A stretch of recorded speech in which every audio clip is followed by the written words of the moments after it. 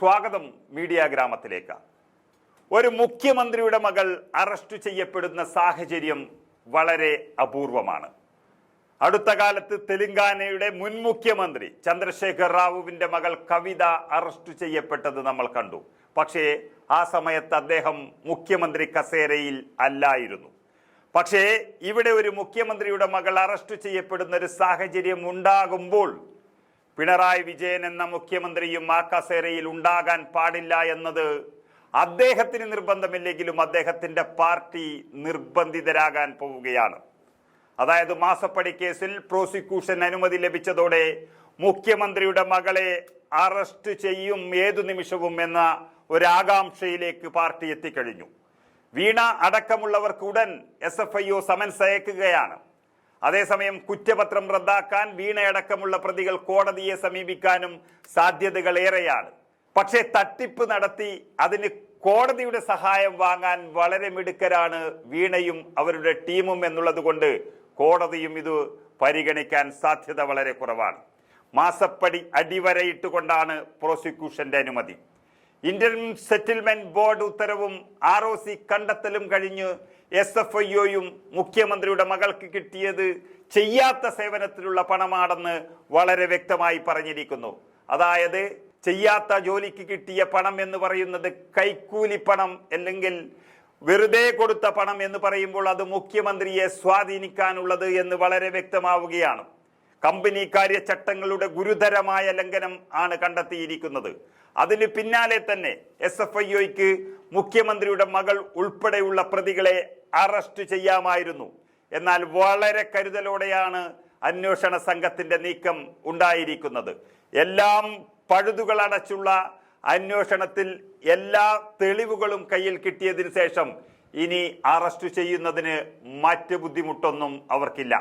അന്വേഷണ റിപ്പോർട്ട് മന്ത്രാലയത്തിന് മുമ്പാകെ സമർപ്പിച്ച് പ്രോസിക്യൂഷൻ അനുമതിക്കായി കാത്തിരുന്നു. തുടർ നടപടികൾക്ക് തടസ്സമില്ല എന്ന ദില്ലി കോടതിയുടെ തീരുമാനം കൂടി വന്നതോടെ പിന്നൊന്നും നോക്കാനില്ല. പ്രോസിക്യൂഷൻ നടപടികൾ SFIO വളരെ വേഗത്തിലാക്കി. കോടതിയിലെ വിചാരണ നടപടികൾക്ക് കാത്തിരിക്കുമ്പോഴും വേണമെങ്കിൽ പ്രതികളെ അറസ്റ്റ് ചെയ്യാമായിരുന്നു. എന്നാൽ രാഷ്ട്രീയ പ്രാധാന്യമുള്ള ഒരു കേസിൽ SFIO അതിന് മുതിരുമോ എന്നുള്ളത് വളരെ നിർണായകം. നേരത്തെ 1.72 അല്ലെങ്കിൽ 1,72,00,000 രൂപയായിരുന്നു എക്സാലോജിക്ക് CMR കമ്പനിയിൽ നിന്നും ഇടപെട്ട് വാങ്ങിയത് എന്ന് പറയുമ്പോൾ ആ തുക അങ്ങനെ ഒരു സാഹചര്യത്തിൽ പറഞ്ഞത് എങ്കിൽ ഇപ്പോൾ SFIO അന്വേഷണ റിപ്പോർട്ടോടെ അത് 2,70,00,000 രൂപയ്ക്ക് വീണ ടിയും CMRലും മറുപടി നൽകേണ്ടി വരും. അതായത് പറഞ്ഞ തുകയിൽ തന്നെ വ്യത്യാസം വന്നിരിക്കുന്നു. തട്ടിപ്പ് നടത്തിയത് കൂടുതൽ തുകയാണെന്നും വ്യക്തമായിരിക്കുകയാണ്. CMRലിന്റെ സഹോദര സ്ഥാപനമാണ് empower India capital investment limited എന്ന് പറയുന്നത്. ഈ സ്ഥാപനത്തിൽ നിന്ന് വായ്പയായാണ് പണം വാങ്ങിയത് എന്നായിരുന്നു വീണയുടെ വാദം. SFIO അന്വേഷണത്തിൽ അതും പൊളിഞ്ഞു പാളീസായിരിക്കുകയാണ്. യഥാർത്ഥത്തിൽ നൽകിയ സേവനത്തിനാണ് പണം കൈപ്പറ്റിയതെന്ന് ആവർത്തിച്ചു പറഞ്ഞിരുന്ന വീണയ്ക്ക് SFIO അന്വേഷണത്തിലും തെളിവൊന്നും ഹാജരാക്കാൻ കഴിഞ്ഞില്ല. CMRലിനെ കാത്തിരിക്കുന്നത് അതിലും വലിയൊരു കുരുക്കാണ്. CMRലിന്റെ ഡയറക്ടർ, ബോർഡ് അംഗങ്ങളും CFOയും CGMും അടക്കം എല്ലാ ഉന്നത ഉദ്യോഗസ്ഥരും വിചാരണ നേരിടേണ്ടി വരികയാണ്.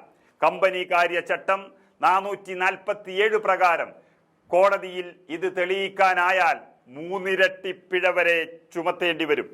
അങ്ങനെ വന്നാൽ പൊതുമേഖലാ സ്ഥാപനമായ CMRL കടുത്ത ബാധ്യതയിലേക്ക് പോകും എന്നുള്ളത് ഉറപ്പാണ്.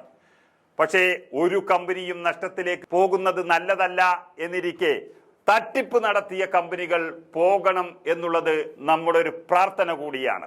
ഇല്ലാത്ത ചെലവുകൾ കാട്ടി 182 കോടി രൂപയാണ് CMRൽ നിന്ന് പുറത്തേക്ക് ഒഴുകിയത്. ഈ പണം രാഷ്ട്രീയ നേതാക്കൾക്ക് കൈമാറിയിരുന്നു എന്നായിരുന്നു ഇന്റീം സെറ്റിൽമെന്റ് ബോർഡ് കണ്ടെത്തിയത്. അവരുടെ കൂടുതൽ പേര് വിവരങ്ങൾ കൂടി പുറത്തു വരുമ്പോൾ കേസിന്റെ നില തന്നെ മാറുകയാണ്.